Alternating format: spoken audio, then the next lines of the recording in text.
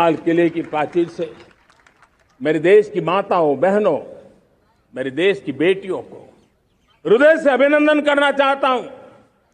देश आज जब पहुंचा है, अब विशेष शक्ति जुड़ रही है मेरी माताओं बहनों के सामर्थ्य की। आज देश प्रगति की राह पर चल पड़ा है, तो मैं मेरे किसान भाई बहनों का भी अभिनंदन करना चाहता हूं। ये आप ही का पुरुषार्थ है, ये आप ही का परिश्रम है कि देश आज कृषि क्षेत्र में आगे बढ़ रहा है। मैं मेरे मजदूरों का, मेरे श्रमिकों का, मेरे प्रिय परिवारजन, ऐसे कोटि कोटि श्रमिकों को आज मैं नमन करता हूं, उनका अभिनंदन कर रहा हूं। देश आज जो आधुनिकता की ओर बढ़ रहा है, विश्व की तुलना करने वाले सामर्थ्य के साथ नजर आ रहा है, उसके पीछे मेरे देश के मजदूरों का, मेरे देश के श्रमिकों का बहुत बड़ा योगदान है। आज समय कहता है कि लाल किले की प्राचीर से मैं उनका अभिनंदन करूं, उनका अभिवादन करूं। और ये मेरे परिवारजन 140 करोड़ देशवासी, मेरे इन श्रमिकों का, रेहड़ी पटरी वालों का, फूल सब्जी बेचने वालों का हम सम्मान करते हैं। मेरे देश को आगे बढ़ाने में, मेरे देश को प्रगति की नई ऊंचाई पर ले जाने में प्रोफेशनल्स की बहुत बड़ी भूमिका है, बढ़ती रही है। चाहे साइंटिस्ट हो, चाहे इंजीनियर्स हो, डॉक्टर्स हो, नर्सिस हो, शिक्षक हो, आचार्य हो, यूनिवर्सिटीज हो, गुरुकुल हो, हर कोई मां भारती का भविष्य उज्जवल बनाने के लिए अपनी पूरी ताकत से लगा हुआ है। मेरे प्यारे परिवारजनों, राष्ट्रीय चेतना वो एक ऐसा शब्द है जो हमें चिंताओं से मुक्त कर रहा है।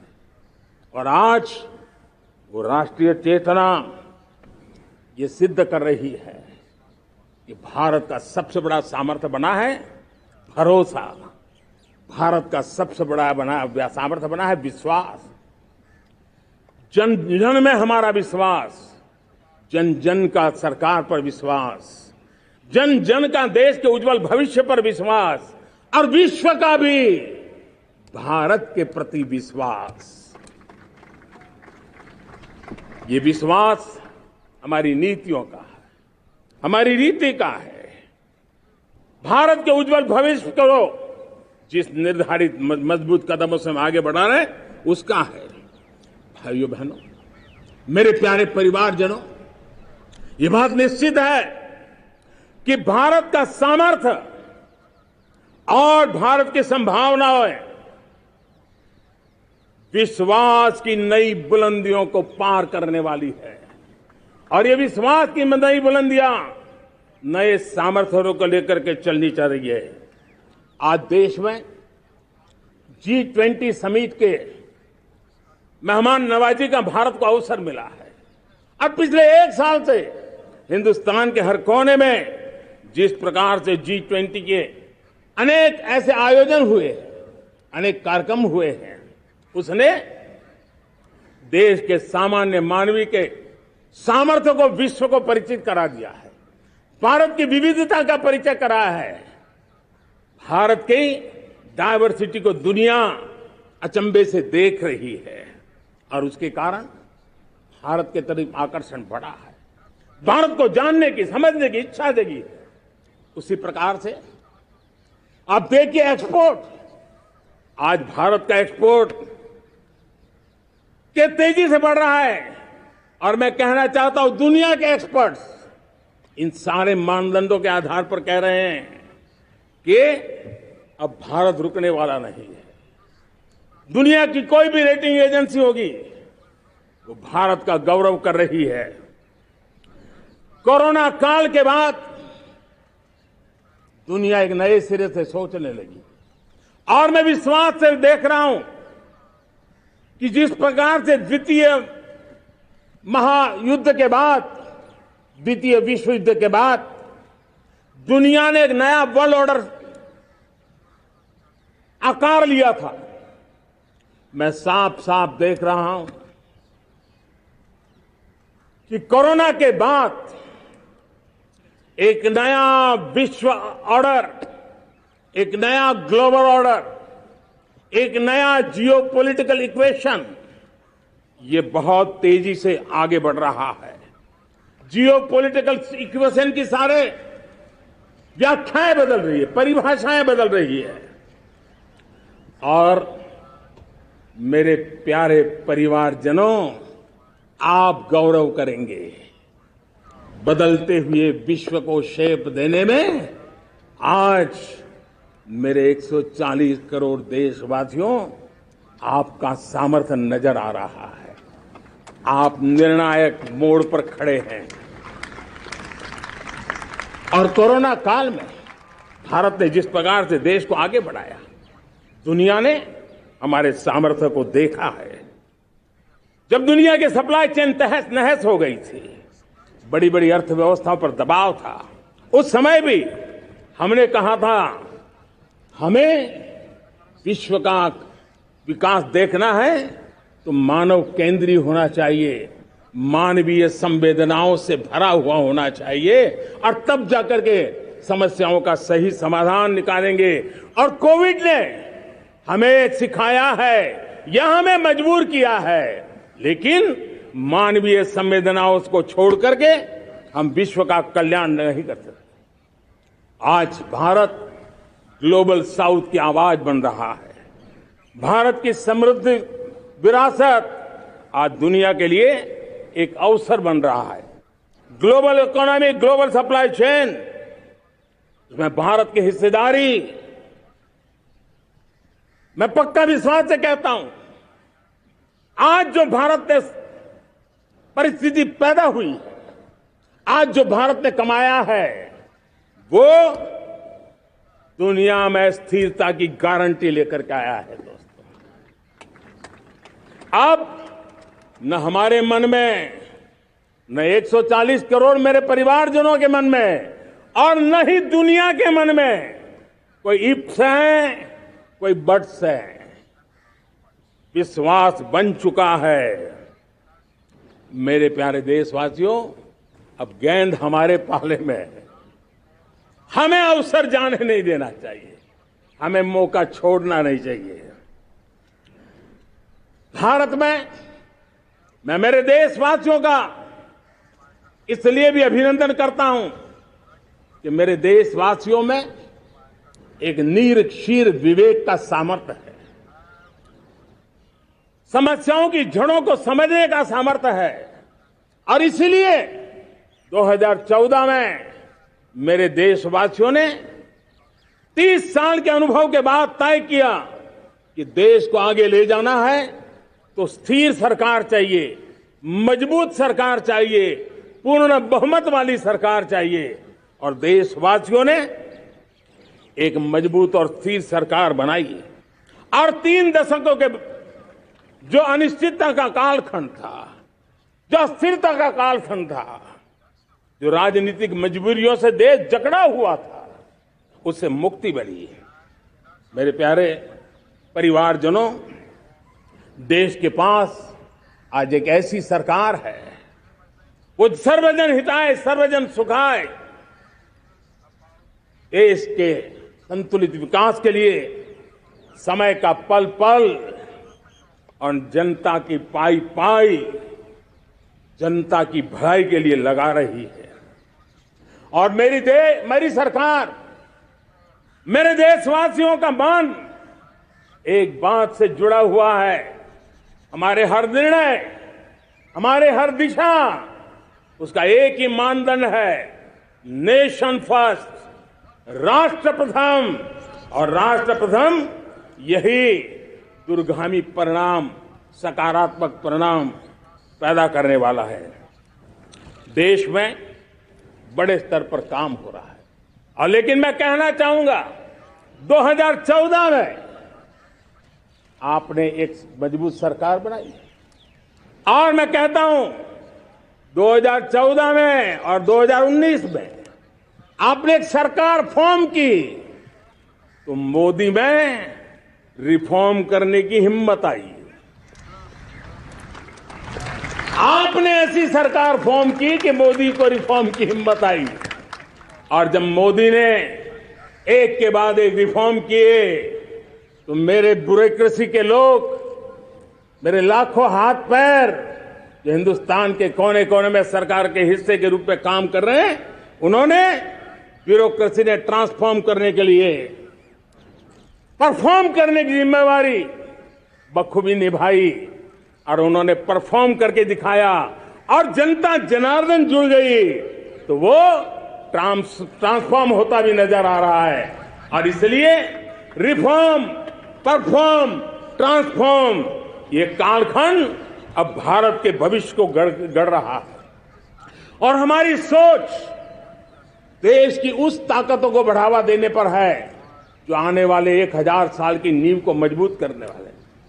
दुनिया को युवा शक्ति की जरूरत है, युवा स्किल की जरूरत है। हमने अलग स्किल मिनिस्ट्री बनाई, वो भारत की आवश्यकताओं को तो पूरी करेगी, वो दुनिया की आवश्यकताओं को पूरी करने का भी सामर्थ्य रखेगी। हमने जल शक्ति मंत्रालय बनाया। मंत्रालय की बनाने की रचना को भी अगर कोई एनालिसिस करेगा ना तो इस सरकार के मन मस्तिष्क को बड़े अच्छे ढंग से आप समझ पाएंगे। हमने जल शक्ति मंत्रालय बनाया। ये जल शक्ति मंत्रालय हमारे देश के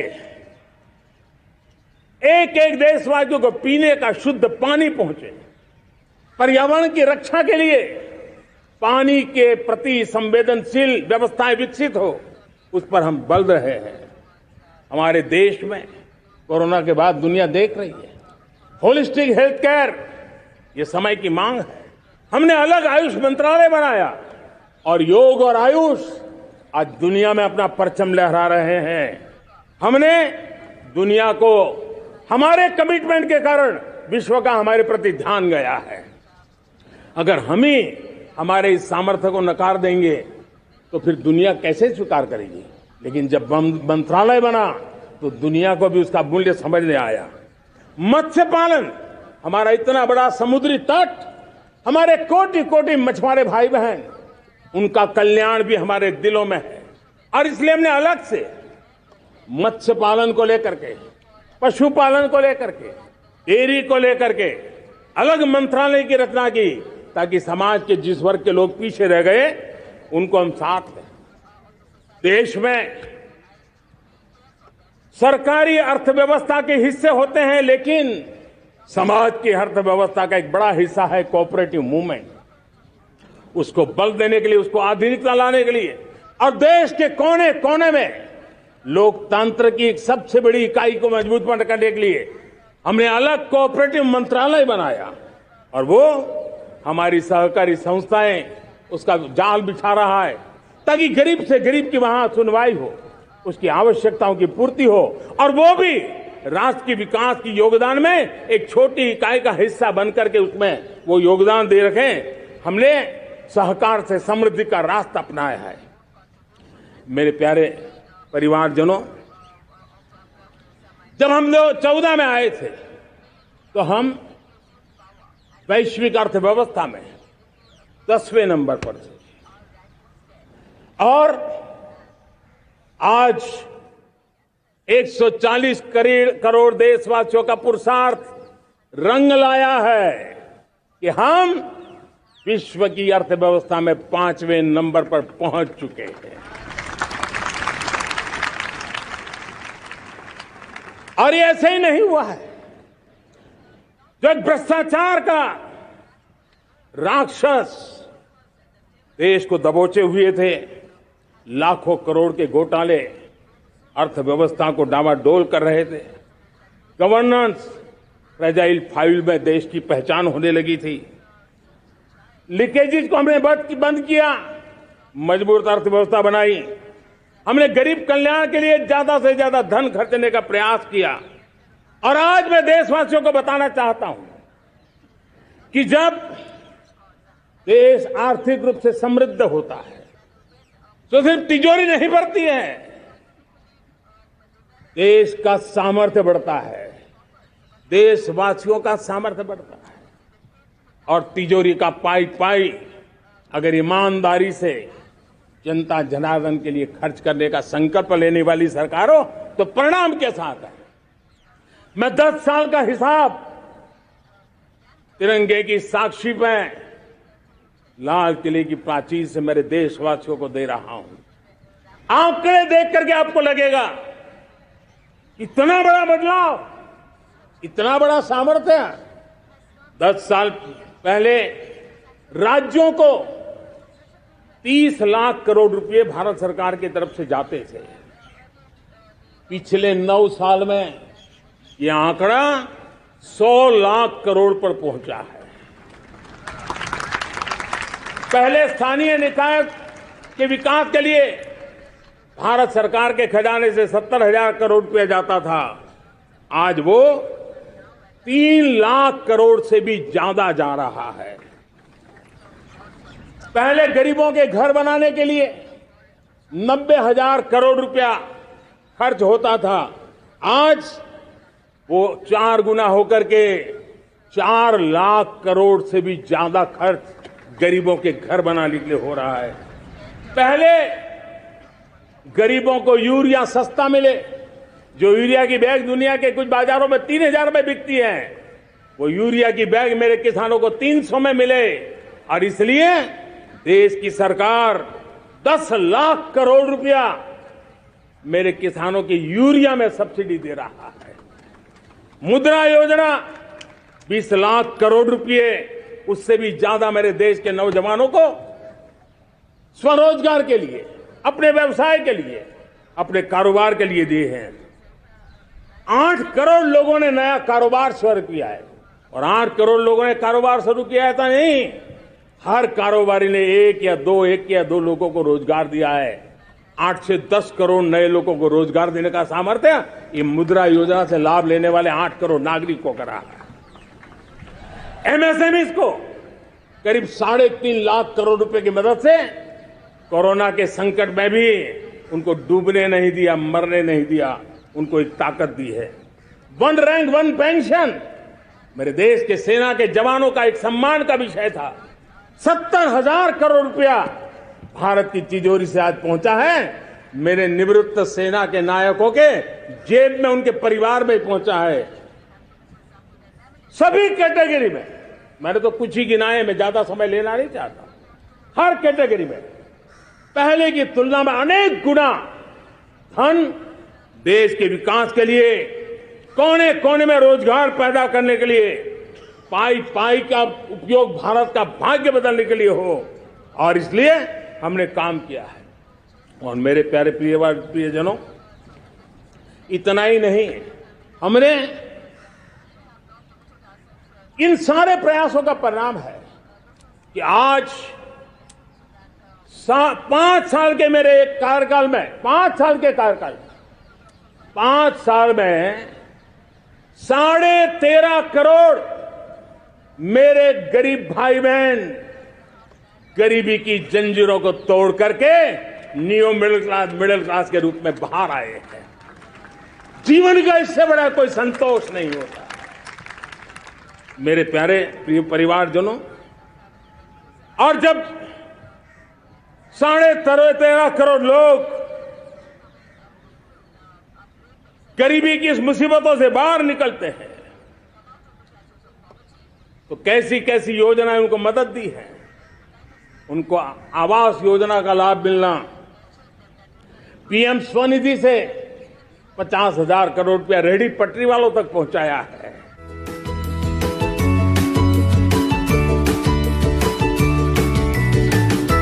बातम्या शेतीच्या, बातम्या मातीच्या, बातम्या अन्यायाच्या, गुन्हेगारीच्या,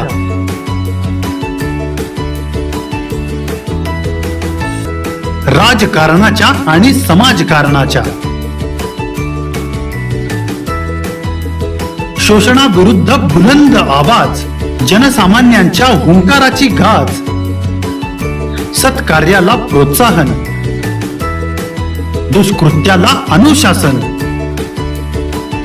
निर्भीड, निस्पृह, सडेतोड, बेधडक आणि रोखटोक म्हणजेच विघ्नहर टाइम्स, शोध बातमीचा, ध्यास सत्याचा, आपलं चॅनल, आपली बातमी, सबस्क्राईब तर कराच, पण बेल आयकॉनवर क्लिक करायलाही विसरू नका.